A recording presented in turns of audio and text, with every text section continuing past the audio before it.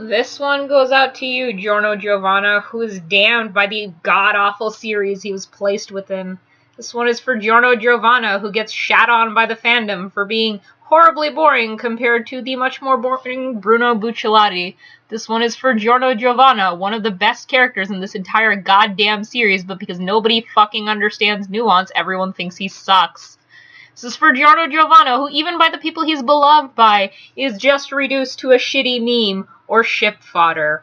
God, I love Giorno Giovanna, and I am so incredibly bitter about both the fandom and Hirohiko Araki's treatment of the poor boy.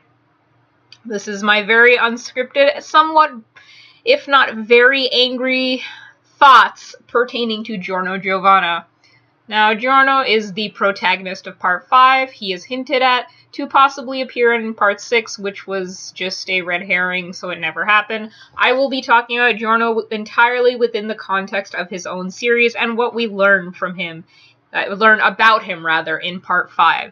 Giorno Giovanna is an abuse victim, a very broken boy who has dealt with both a very shitty mother and a very, very shitty father. Stepfather, that is. Now, of course, his actual father is also very shitty, but he never meets him and grows up idealizing him because he got a photo of him when he was very young. Giorno is a very polite and calm boy who internalizes everything bad that happens to him.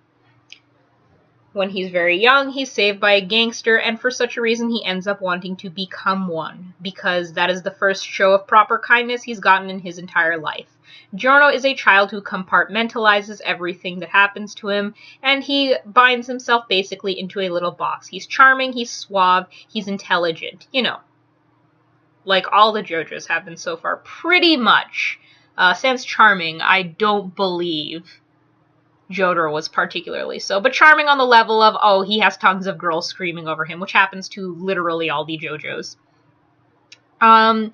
Giorno is very broken, but it doesn't show, and Giorno acts much more adult than he actually is, and I know in my Vento Aureo review, I complained about this. However, I also understand it to an extent. Generally, when people write children who have gone through trauma, they just make them act like adults instead of writing them like children who have gone through trauma, and I don't appreciate that, but I also understand Araki wanted a story in which Koichi showed up in the beginning, and that is why Giorno had to be so young.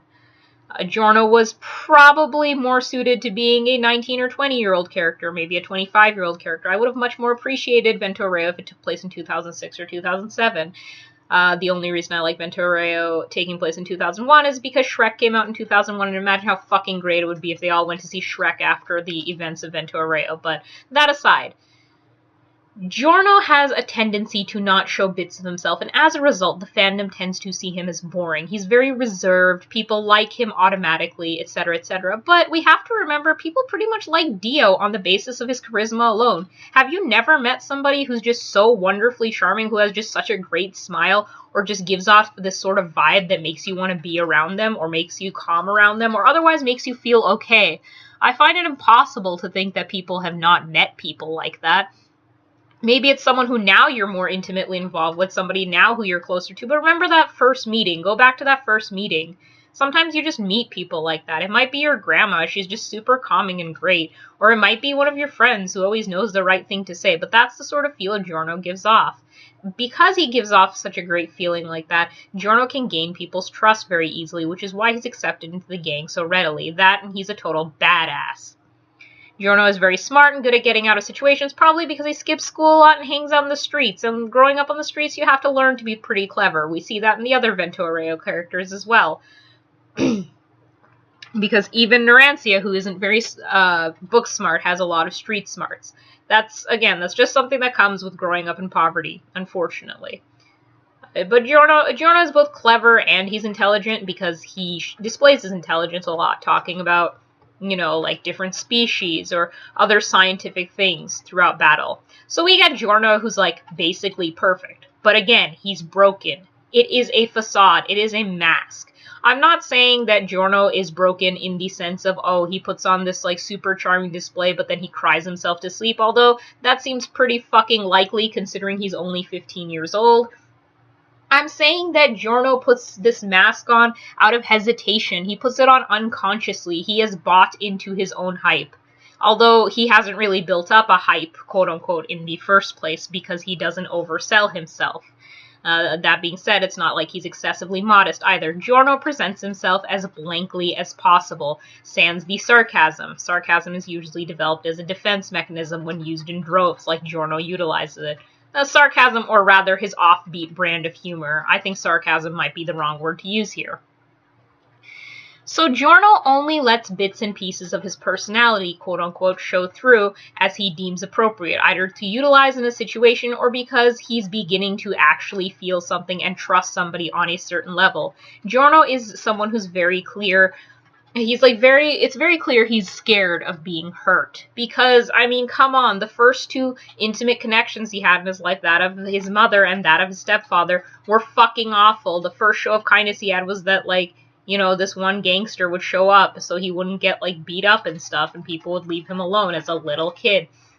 Now, it's been studied hundreds of thousands of times that if children aren't held as, you know, when they're young and things like that, they grow up with trust issues. Some people feel the need to overachieve, some people regress. Giorno is one of those overachievers, but in the oddest manner, in that he does not wish to excel in school or become some sort of politician, but he wants to become a mafioso, and that's completely understandable because in the world of JoJo, it seems that in JoJo Italy, the mafia seems to run everything, even in 2001. Now, I cannot speak to that because I do not know much about the Italian government or Italian society, so I can't say definitely that the mafia does or doesn't run that. But in JoJo canon, that pretty much seems to be the case. The politics are all corrupt and everything's bad. Also, Giorno wants to help kids, probably out of some sort of weird feeling pertaining to his past self, but he would never actually admit it because Giorno is incredibly built up. Giorno presents himself as blank so that whenever he shows various personality traits, it doesn't come off as a surprise to anyone because they don't know him yet. Because of that, people cannot grow attached to him, and in turn, he cannot grow attached to them. That is safer. That is better. He will not be able to be emotionally hurt by them.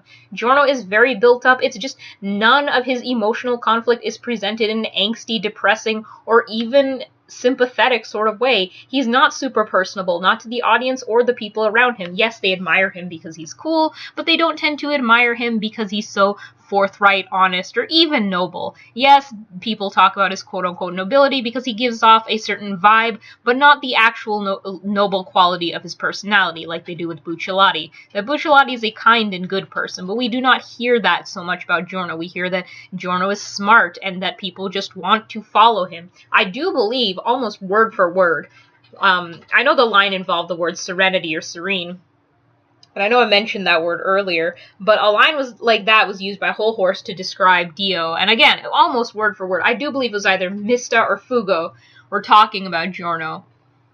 And just presenting him in this higher, larger-than-life, angelic, godly way. Which I think is interesting, because that kind of is the basis of Brandos, that they are trying to achieve something higher. Dio's entire goal at first is to become rich, and then later when he learns about the supernatural, it's to become, you know, God, basically, to rewrite the world under his rules.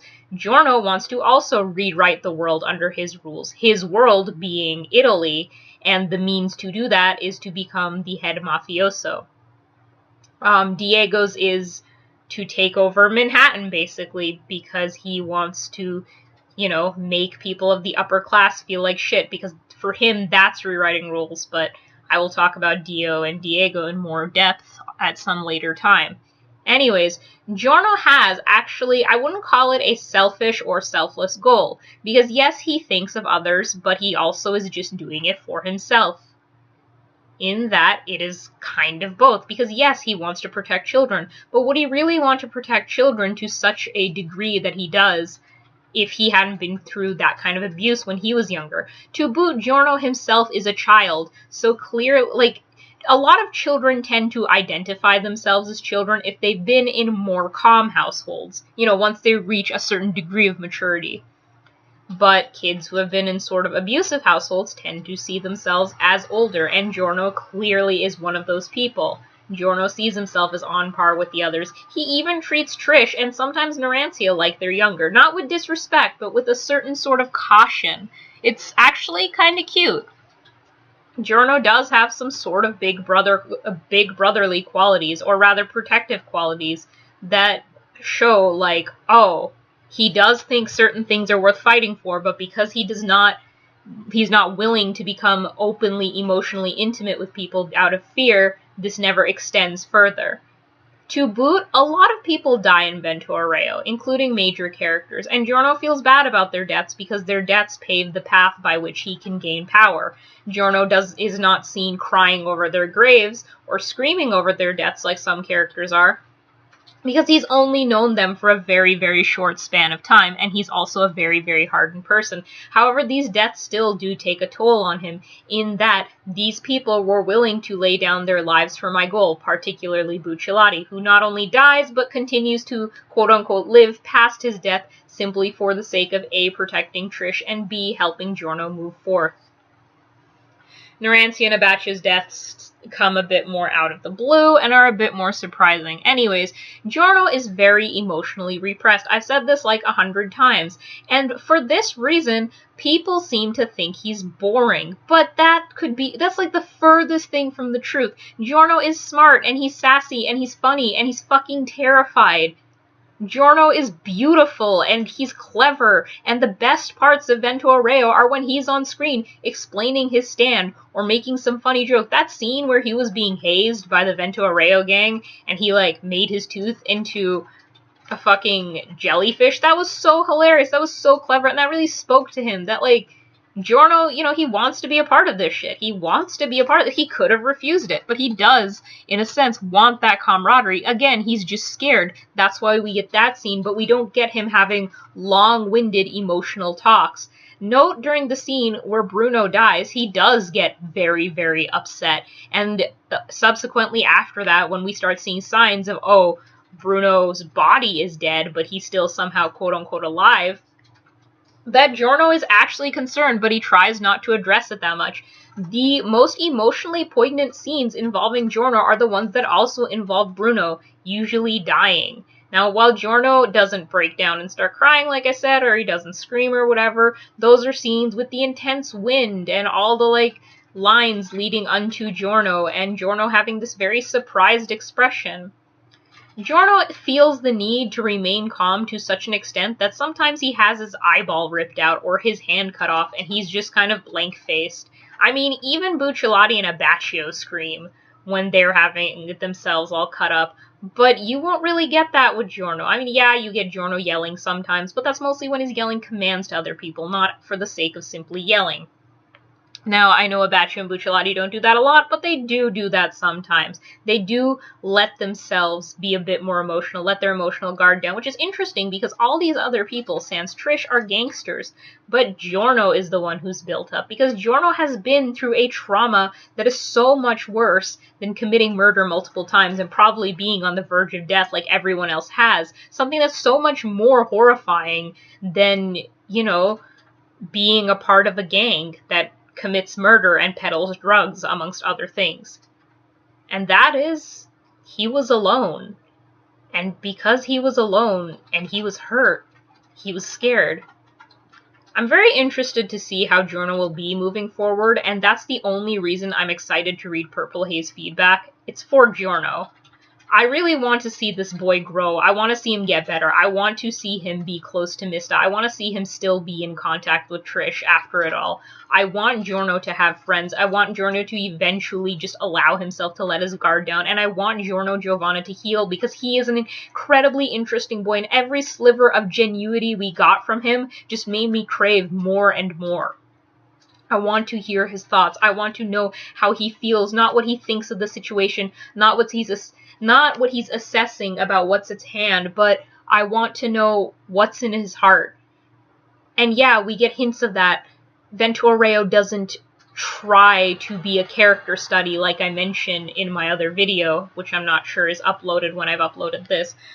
But, you know, just because it doesn't try to be that doesn't mean we couldn't have gotten more. At the same time, I think we got just enough within the span of Vento Aureo to understand who Giorno Giovanna is. a very interesting, well-rounded individual who hides himself from the people around him and in turn hides himself from us, the audience. But if we look further, if we spend a bit of time with him, we will see just how meaningful and just how wonderful a person this child is. I love Giorno a lot.